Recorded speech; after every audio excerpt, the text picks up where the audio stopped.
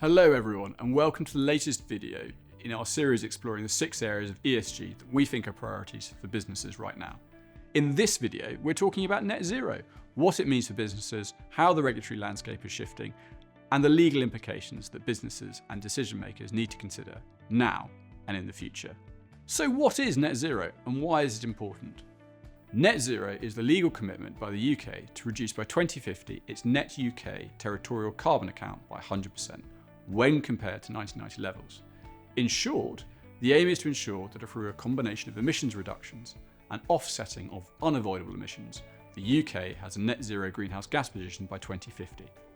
As such, the net zero commitment and the resultant policies, when combined with the wider environmental agenda, represent one of the biggest UK policy and legal drivers and impact all public and private entities operating or wanting to do business in the UK, as well as every UK resident. At a macro level, the prize of net zero is not just a cleaner and greener society, but also a more modern, more productive, more efficient and more prosperous economy. In the immediate sense, businesses are feeling the impact in 3 ways in particular. Firstly, the extensive and rapid implementation and reformation of regulation to, among other things, facilitate substantial investment and infrastructure development to decarbonise our energy, transport, food and land and built environment sectors, and incentivise the behavioural changes required to reduce emissions and increase energy and resource security, which are all required to bring about net zero in the essential time periods. Next, businesses are having ever-increasing monitoring and reporting obligations imposed on them in relation to emissions limits and climate-related disclosures.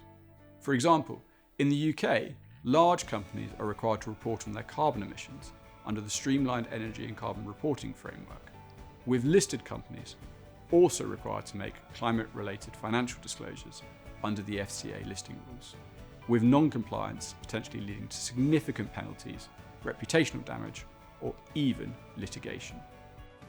And finally, there is the growing risk of climate change litigation and climate and greenwashing reputational risk. As we've seen over the past few years, claimants and interested parties across nations are using increasingly innovative shareholder and litigation approaches to pursue and promote their own agendas. And this, combined with mounting pressure to demonstrate sustainability credentials, is leading to greater shareholder activism and also increased scrutiny and enforcement action in relation to misleading emissions and net zero advertising and disclosures. We cover these topics of sustainability reporting and climate-related liability in our other videos, so be sure to watch these.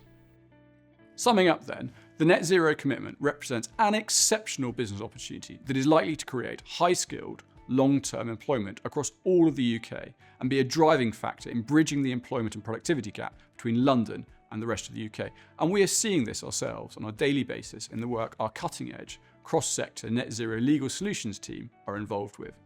The net zero agenda does, though, also present an economic delivery and policy challenge to government, businesses and individuals, particularly in today's geopolitical and multipolar environment. From a business perspective, this includes grappling with whether a business model will remain viable, considering the interactions between supply chain resilience, the offshoring of emissions, and the UK carbon adjustment mechanism, as well as dealing with additional reporting and compliance obligations.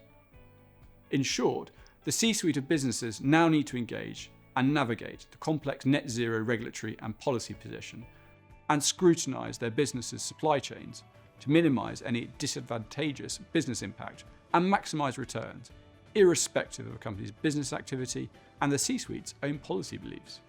So with so much to consider in what is a fast-changing environment, where should businesses focus their attention? Here are our key takeaways. Firstly, conduct a thorough review of the business opportunities available to you, as well as your legal obligations and risks related to net zero. Secondly, follow up on your obligations and any additional commitments by updating your compliance policies, auditing your supply chains, and ensuring your contracts reflect your own climate commitments and requirements. And as part of this, work with your marketing and communications teams to verify that any public net zero statements and disclosures you make are accurate and verifiable. And thirdly, engage with experienced legal and sustainability experts to help you maximise the opportunities available to you as a result of net zero. and also help you understand your obligations and formulate and implement your regulatory compliance strategy, as well as respond to reputational and litigation challenges. Net zero represents an audacious commitment by generations for future generations, and by taking proactive steps now, businesses have an unprecedented opportunity to prosper as society goes on its decarbonisation journey. If you need any assistance navigating these complexities, please do get in touch.